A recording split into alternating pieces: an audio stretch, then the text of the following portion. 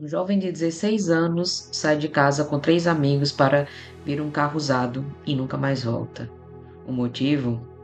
Ah, meus queridos, vai te deixar indignado. Este é o caso que a América nunca conseguiu esquecer. Eu sou a Cas e sejam bem-vindos ao Dossiê do Mistério.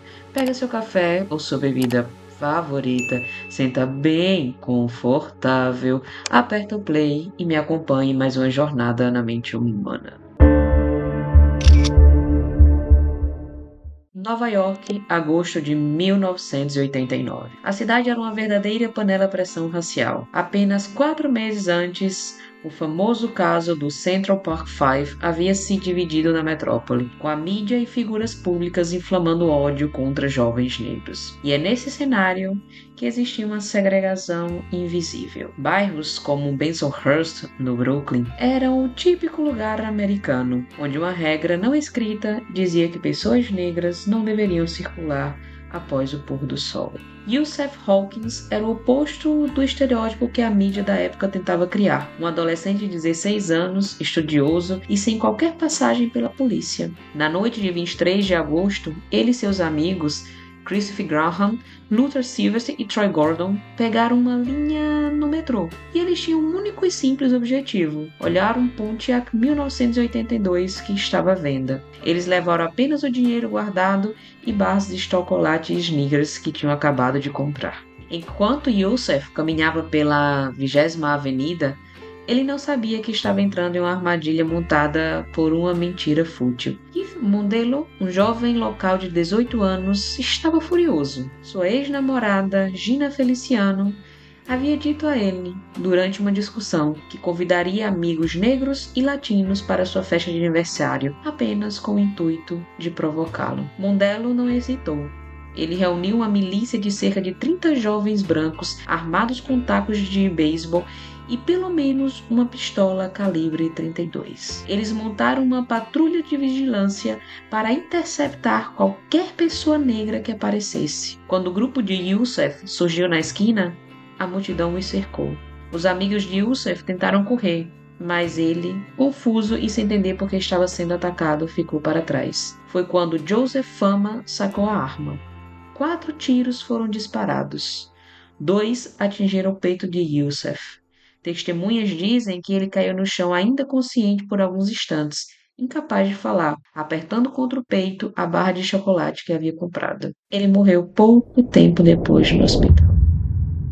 A morte de Yusef Hawkins transformou Brooklyn em um campo de batalha. O reverendo Al Sharpton assumiu a frente dos protestos, organizando marchas em Bensonhurst. A atitude dos moradores locais foi chocante e correu por todo o mundo.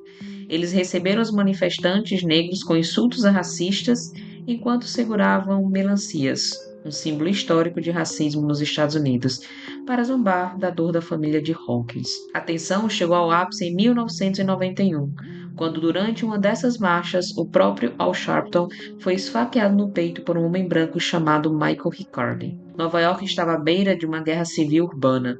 Politicamente, o caso foi o fim do prefeito Ed Koch, acusado de ser omisso diante do racismo sistêmico. Isso abriu caminho para a eleição de Dave Dickens, o primeiro prefeito negro da história de Nova York. Anos mais tarde, surgiram teorias de que a milícia de Mondelo agiu sob ordens indiretas da família Gambino, uma máfia local que queria manter o bairro limpo de estrangeiros.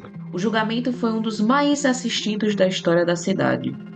Joseph Fama, o caçador, foi condenado a 32 anos de prisão. Ele só se tornou elegível para condicional recentemente, em 2022, e ainda alega inocência. Keith Mondelo, o mentor que iniciou o motim, cumpriu apenas 8 anos. E anos depois, ele tentou pedir perdão à mãe de Yusef, Diana Hawkins, que declarou publicamente que nunca o perdoaria, pois ele foi o responsável por reunir a alcateia. O legado de Yusef vive na cultura pop e na luta por justiça. Spike Lee dedicou seu filme Malcolm X a ele, e o documentário da HBO, Storm Over Brooklyn, detalhando como aquela noite de agosto mudou o policiamento e as relações raciais para sempre. Yusef Hawkins não foi um invasor, não foi um criminoso. Ele era apenas um garoto de 16 anos querendo comprar o seu primeiro carro. 36 anos depois, a história de Yusuf nos força a perguntar: o quanto realmente avançamos como sociedade? A história de Yusuf Hawkins é um lembrete doloroso de que o ódio alimentado por rumores pode ser letal. Se você não conheceu esse caso, ou se lembra das notícias daquela época, comenta aqui embaixo. Sua opinião é fundamental para mantermos essa memória viva. Não esquece de deixar o seu like e se inscrever no canal para mais casos reais que mudaram o mundo. Muitíssimo obrigada por acompanhar até o final. A gente se vê no próximo vídeo. Um abraço do meu lugar do mundo e tchau!